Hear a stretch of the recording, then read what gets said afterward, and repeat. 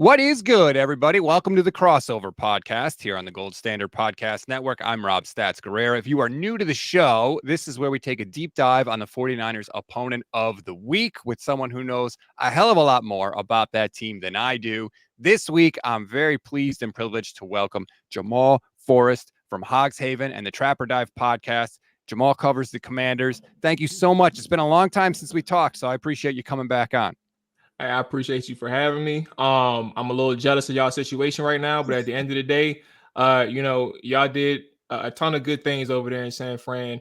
And we're a ways behind, but nevertheless, good talking football. So I appreciate you for having me, man. I remember what it was like when the Niners were terrible. Trust me, I remember the bad old days. Let me just tell you, you hire the right coach and everything can turn around. It all started with that for the 49ers. There's no reason Washington can't do the same. And it looks like Ron Rivera is coaching his final games in Washington. Yeah, you're absolutely right. You're finding the right guys. We have a top-down approach essentially where we need to get the GM to, and we'll kind of see how things play out. But you're not lying, and thank God, because like I told you before the show started, Ron Rivera has been getting on my last nerves. But I'm so glad that this is almost over and we can kind of turn a new leaf because he's the last man standing of the Dan Snyder toxic circle. Not to call Ron toxic, but he was just part of the body of toxicity. So I'm just glad he's almost out the door. Okay, let's start with the Commanders' decision to go with Jacoby Brissett this week. What is your reaction to that decision? Is it a good decision? Does it make the offense better? What were your thoughts? Well, it definitely makes the offense better. I think the issue when you kind of dive deep into the decision is just understanding where Sam Howell is currently right now. And I think if all things were equal in a sense of, mentally, Sam Howell was still able to execute the offense and not revert back to some of the bad habits that he's shown, whether it's coming out of college or even early on into the season, right? I think that Sam Howell would still be the starter. But I think the shift started to turn after you have a stretch of poor games, starting with the New York Giants game, right? Or the second New York Giants game, where you see a quarterback who's struggling to really understand the games that defensive coordinators play, right? So you start to run into these consistent issues. And then you kind of fast forward a few weeks and see what happens against the Rams, right? And that's just that's not the first game where Howell is playing bad, but it starts a very bad streak. And you start to see somebody who is starting to not trust himself, starting to not trust what he's seeing. Even though he's probably a smart player, I'm not in the building, so I can't tell you, but they'll tell you like he's a smart player. He's a very good quarterback in terms of like what he can do when he throws the football. But if he's not seeing or trusting what he's saying and reverting back to the bad habits such as escaping clean pockets or even thinking that his internal clock is entirely sped up, then you get a situation in the second half of the Rams game where Jacoby Brissett comes in and the veteran quarterback, quote unquote, shows you how it's done. And he makes the Rams defense look like it's a peewee football team. Like not in a disrespectful way, but just in the sense of like he's just taking exactly what they give him. Like he's seen this 1,000 times before, right? And you're in this situation where you see how have a bounce back opportunity. And the funny thing enough that we don't talk about on our side, right, is like we had moments in the previous weeks, probably like September, October, those months, early November, where you would see Sam Howell have a bad game or a not so good game, and he'll bounce back the very next week. These are consecutive weeks where he's failing, and now you get the Jets opportunity where you start off 6 of 22, right? And then you have those 2 turnovers, right? And now you find yourself down 27-7. Your defense and your offense looks completely out of touch. Like they don't look interested. They look completely disinterested. These special teams are starting to now impact the outcome of the game and giving points to the New York Jets. Jacoby comes in. What does he do again? I'm gonna show you how to do this, right? And he comes back and takes the lead down 27-7, goes up 28-27. Thankfully, we lost. But to your point and to your question, Jacoby Brissett is a person who understands concepts defensively. He understands how to use his eyes and use his head to manipulate defenses, especially that third level where the safeties are, and to make and create these big opportunities for his offense. And I think for Washington, that decision was made because Sam Howell has hit a wall, but Jacoby Brissett for these last 2 weeks gives people a chance, not necessarily to just win the game, right? But you're talking about give people a chance to like look some type of way as they close the season out. Like you're talking about Terry McLaurin and Jahan Dotson not even having 2 catches or 3 catches a piece with Sam Howell in the game for 3.5 quarters. But you get Jacoby Brissett in the game and they're all contributing in a significant way. And that's unfortunate for Sam Howell, right? Because he's just a young guy who honestly, while any opportunity that you get in the NFL, you should take advantage of it because it's not for long, right? You don't know when you're going to get your next one. But at the end of the day, if you don't take advantage of that, then this is the result. And it's unfortunate for Sam. I look and I see that the Commanders have allowed 60 sacks so far this year. Is the offensive line that bad, or do you put it more on Sam Howell? Because I'm just hoping that the Niners could get in on that action. Honestly, that's a really good question because Jacoby, for what it's worth, I don't think he's been sacked once since he's come in, right? And he's had 5 drives, and funny enough, he scored on all 5, right? They scored touchdowns on all 5. Now I don't think that's going to continue against the San Francisco 49ers, right? You're talking about a full game now, a 60-minute game where Jacoby Brissett is in. But when you look at the offensive line, even last year, the offensive line was terrible last year. You had Andrew Norwell, who was pretty much like he was past his prime. And Trey Turner, who was another interior offensive lineman past his prime, right? These are people where you look at these guys and Carson Wentz, who holds on to the football, right? Mm-hmm. They didn't even reach 60 sacks last year on one quarterback. Right. But this year, they got 60 sacks on Sam Howell. I think, Rob, to this point, I think the quarterback played a significant factor in the offensive line's inability to protect the quarterback. Now, granted, I do think that the offensive line is going to have some serious turnover this offseason. I don't think it's like the best offensive line. I don't think it's even like an elite or very good offensive line. Like you have some pieces, especially on the interior, that you need to upgrade. Ron Rivera, for some reason, thought that Sadiq Charles and Chris Paul were the answers, right? And now that's no disrespect to them, but it's like, why not take this situation seriously, especially if you're going to start a younger guy, right? Osiris Torrance in the draft, you passed on him. There was another a right tackle, I believe, that Washington wanted. I believe he went to Chicago.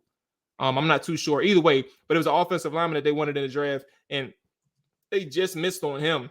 But to that point, and even in free agency, you had opportunities over the years to bulk up this offensive line. And that's kind of where things hurt Washington, but it's not as bad as it seems, but it's also not that great. So I think all in all for San Francisco, you'll probably get a couple sacks. Who knows if there will be game-changing plays from that? But Jacoby Brissett is a veteran who understands how to manipulate a pocket, and he can stand tall in the pocket as well and make some quick decisions. So it's going to be a little bit difficult. It's not going to be as easy if you were playing a Sam Howell who finds a way to run into sacks, and that's the difference maker, Sam Howell and Jacoby Brissett.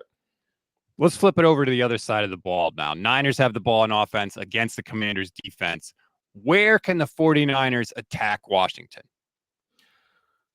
Well, you said that the Washington's defense, correct? Yes. Yeah. Honestly, the secondary is so crazy, Rob, because when you look at the secondary for Washington, they drafted Emmanuel Forbes and Quan Martin in the first and second round, and the idea was, you think that they're going to be the Swiss or the chess pieces to move around. Well, specifically Quan Martin, right? That's the safety, the nickel back, the slot corner, your Buffalo nickel, right? Like you can put him all across the defense, and then Emmanuel Forbes, he's going to be the person that creates turnovers because he's this person with incredible hands and playmaking ability and can really flip the field for your offense. And none of that has really come to fruition. Emmanuel Forbes is seeing 6 snaps a game. Sometimes he's not even playing, like he's in a reserve role. He's got benched a couple times this year. And to answer your question directly, it is that secondary. It's that third level. You're talking about a defense who I don't have the exact numbers, but I'm sure if they're not number one, they're top three in terms of explosive plays allowed. I remember at one point they have given up close to 60 on the season. And I for a team who was as focused on the defense in Ron Rivera's tenure, right? This is probably one of the worst asset or facets of the team. And you all have Chase Young now, right? Yes. That defensive line is not getting any pass rush. I think since they've traded Chase Young and Montez Sweat that same week, they had a 9-sack game against the New York Giants. And we all know how bad their offensive line is. And then you're talking about a person and Tommy DeVito. Yes. Tommy DeVito. I've done this 1,000 times, by the way. But Tommy DeVito, who, he's still somewhat inexperienced, and he still won that game, but you sacked him 9 times. Mm-hmm. And after that, Rob, even with that, you're talking about 12 sacks since Chase Young and Montez Sweat is gone. It was only a 9-sack game and a 3-sack game. And you haven't had any sacks in any other game.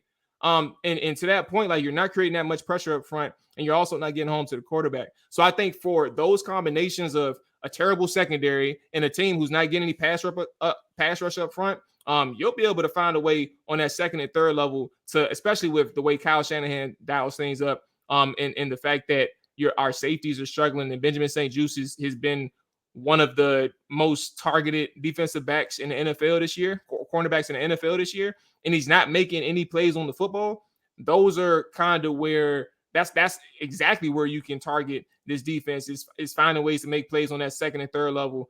Play action to help you out a lot. And it helps that you have Christian McCaffrey, because this defense is somewhat went from viewed as respectable heading into the season to now downright terrible. Brock Purdy in his press conference, when he talked about Washington's D, he talked about the interior of the defensive line being a strength. Is that the one area where maybe the Niners should avoid? Just don't mess with the interior of the defensive line? No. You can run, hey, it is what it is. You can run on them too. I think honestly, it's been an underwhelming season. Now, granted, for Purdy's sake, I would say this: John Allen, Daron Payne, like, they're the staple of this defense in the sense of, like, they're still the guys who will make some plays here and there throughout the game, right? But they're not the ones where you look at and say they're a Aaron Donald or a Cam Hayward, or like those huge presence on the interior who can really wreak havoc throughout the course of a game. They'll have some plays here and there, but it's nothing where it's like you'll look at a game and say that, oh yeah, they took over. And that's kind of the idea, especially when you pay those two, Rob, where you're saying we want to build this inside out in a sense, right? You didn't pay Montez or you didn't pay Chase, and you allowed all your defensive ends. Even with Chase and Montez, there's several more defensive ends who were on their last year of the deal. Casey Toohill, James Smith-Williams, F.A. Obata, who's on IR now. I know he's mad. Like, you and on top of that, it's a lost season and the team sucks. Like all these people, you're relying on these two to step their game up. And it's been unfortunate because while they do some good things, they're not as good as you would like them to be, especially with the way in which the team had elevated them in terms of their prominence and their respectability for the team. It's just you can still make plays on that interior route. You mentioned Chase Young. He was asked about, playing your old team this week, and he kind of downplayed it. But Nick Bosa said that Chase is like, he's behind the scenes. He's like, it's a big deal for him. If you had to guess, how do you think Chase Young feels about the organization and facing his old team? I don't know if you all noticed, because I would never forget this. The day before Chase was traded, Chase's dad called up to a local radio station here, and instead of, like, I won't give you verbatim because it was such a long time ago now, but he essentially said, if you all didn't believe in Chase now, like, you'll see that this wasn't on Chase. Like, what has happened in Washington isn't on Chase. You'll see as soon as he moves on, he said if he moves on, but you never called into the radio before a day in your life. Like you knew before we knew that he was moving on. Mm-hmm. So like he gave that farewell FU to Washington in a sense of like, y'all gonna see that Chase Young was a dog, and y'all undervalued him in a sense, right? To that point, this is a situation where I think that Chase is definitely going to be in a situation where he knows that Ron Rivera's on that other side of the field. He's back at FedEx. He knows that there's some people out there, whether or not he takes a deep dive into social media, he knows that there's fans out there who didn't appreciate him. He knows that there's people in the coaching staff that didn't appreciate him. They said, funny enough, that I mentioned the sack numbers since Chase and Montez has been gone, right? There's been unfound or off the record reporting on the record, but anonymous reporting, where they're saying addition by subtraction will make this defense look better. And they're targeting, those words are targeting Chase Young, right? And not necessarily Montez Sweat, because they love Montez Sweat. And that's no disrespect to him, because he really was a good player. But like, you did that to say, I don't care about Chase. And trust me, you can play it off as far as you want in the media, but he's going to come back and say, all right, if y'all didn't appreciate me, I'm going to make sure that I go as hard as I can. Now, what I understand, though, too, he gets in a lot on like third down or pass rush situations. So he's going to take every single opportunity he could to go up against if Charles Leno was playing, or Andrew Wiley, however they match that up, he's going to try and eat. And I think this is a really good opportunity given the circumstances. He's fired up. I bet it. That I didn't know any of that, so thank you for that. See, this is why we do this. We need to learn these things every week. Before we go, I mentioned you're part of the Trap or Dive podcast. Correct me if I'm wrong, but I thought I heard a little Brock Purdy on the Trap or Dive, a little Brock Purdy slander on the Trap or Dive podcast. The word fraud was thrown around. Is that accurate? Oh, fraud. You would have to. I know, bro. Oh. Oh yeah, so I was like, hold on, wait. I know I didn't throw the word fraud out there. Yeah, yeah. I got a friend who he's a Dallas fan, and by nature he hates everybody that beats the Dallas Cowboys. So you can kind of get the gist of where that fraud word come from. And to that, so I had to think about that for a second. Yes, that fraud word was used. Me personally, since I'm on the show and he's not, or since I'm in this recording and he's not. I don't necessarily have an issue with Brock Purdy. I actually think it's fascinating that people find a way to discredit him. I do have a concern that popped up like within the last week or two, because it dawned on me just how ineffective what's his name, Jimmy Garoppolo was when he went to the Raiders, right? He left Kyle Shanahan's offense and he went to, now granted, Josh McDaniels is proven to be a failure at 2 head coaching stops, right? So I don't know if Jimmy made the right decision to go to Vegas, but at the end of the day, you left Cal and then you get benched, and then you also get benched not looking good at all. Like, it wasn't just financial, you didn't look good. So my question when I think about this, like, Brock Purdy, I don't care about that 4 interception game that he had against the Ravens. Like, 3 of those were ones where I'm like, dang, it's just not your night, because those are just fluke, right? But then the way he's able to process and make plays with his arm, but also with his head, and anticipating throws, like, that's really good. But how strong will it be if he was to go to a new system right now? Granted, y'all don't have to think about that right now, because if it's working and you make a Super Bowl with him, right, good beans. But at the same time, like, if something happens where you find yourself in a situation where you want to go to Trey Lance route again, not necessarily him, but you want a quarterback in the draft because you want a better talent, and you put Purdy on the back burner, now you're like, all right, was he really that good? I don't know. And that's my concern. But I think right now, if everything's working top tier, you ain't got nothing to worry about. He in a really good place. Yeah, I'll cross that bridge when we get to it. I'm just trying to ride this thing out. Look, I've seen franchise quarterbacks win Super Bowls. I've seen Trent Dilfer win a Super Bowl. I've seen Brad Johnson win a Super Bowl. And I don't really care which category Brock would fall into ultimately. I want the damn Super Bowl, okay? Yeah. We haven't won one since I was 9 years old, and I'm going to turn 39 next month. I'm tired of waiting.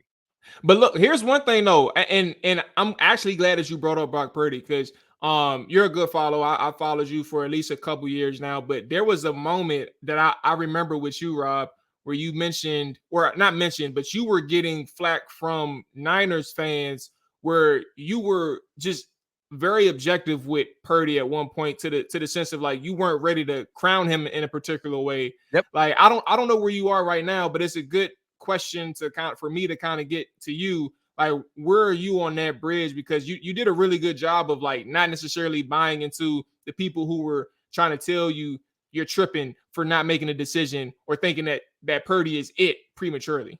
Right. So my whole thing is everyone's like, we found our franchise guy. He's the man. We're good. And my whole thing is I'm not ready to say that about any quarterback until I've seen them start for 2 years. I need to see him start. I need to see a lot of games. I need to see hopefully like different kinds of games where guys are hurt, cold games, bad weather games. Are you behind? Can you come back? All this stuff. So I wanted a 2-year window before I decided like, hey, this is our franchise guy. You would have thought I said Brock Purdy sucks and the Niners should cut him. They came at me, Jamal. They came for me in the mentions. Now, a little less so, but apparently I said this terrible thing about Brock Purdy, and I'm just trying to be, like you said, objective. Yeah, man. You don't. First off, Twitter is Twitter. Fans is fans, and I'll never forget. Like, it's very simple. It's a very simple, it's and very obvious statement to make, but like fans is short for fanatic, and they don't care anything about objectivity when it comes to their team, especially when they're knee deep into like the emotional state of it. And I think the good thing, I guess, when you kind of take that part, the emotional side apart, is like you doing what you're doing in terms of reporting or just even covering the team kind of forces you to dive into the objectivity, right? And it's easier for you to do it, but just don't waver, Rob. Like don't let them folk get to you, because that's kind of where the trouble gets in, is when you start kind of buying in or trying to what's it called, like sell yourself as this super fan. Just be you, Brad. And that's why I was like, I saw you. I just didn't know where you stood today. Oh, no, thank you. I'm in the same spot. I'm trying to be. And that's why, like, when he has a great game, people are like, oh, are you sure he's not the franchise quarterback? And I say the same thing. I'm going to wait. And then when he has a bad game, people are like, oh, good job not naming him the franchise quarterback. And I say the same thing, like, jury's still out. I want to wait. I want to see more. Hopefully, I get some good answers here as we come down the stretch and the Niners lock up the #1 seed with 2 more wins. Thank you so much for taking the time. If you want to hear more from Jamal, you can follow him on Twitter at @LetMaulTellIt, or listen to the Trapper Dive podcast, and you can read his work for hogshaven.com, SB Nation's Washington Commanders community. It's really good to catch up with you again. Thank you, Jamal. Yes, sir. Take care. Y'all be easy.